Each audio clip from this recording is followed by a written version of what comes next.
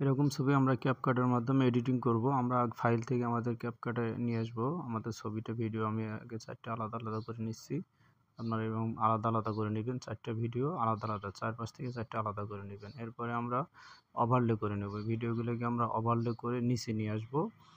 এই দেখতে পাচ্ছেন আপনারা ওভারলে, এই ওভারলেতে গিয়ে আপনারা এই যে ভিডিওটা হাত দিয়ে টেনে সামনে যে ভিডিওটা আছে এটা সমান করে নেবেন। এরপরে আমরা এটার ব্যাকগ্রাউন্ড রিমুভ করব, এই জন্য আমরা রিমুভ বিজিতে যাব। দেখতে পাচ্ছেন এই যে রিমুভ বিজিতে যাওয়ার পর আমরা ব্রাশটা ছোট করে নিব। আমার এখানে ছোট করা আছে, আপনারা ছোট করে নেবেন। এরপরে আপনাদের ভিডিও যতটুকু অংশ প্রয়োজন ততটুকু আমরা মার্ক করে নেব, এরকমভাবে হাত দিয়ে টেনে টেনে মার্ক করে নেব।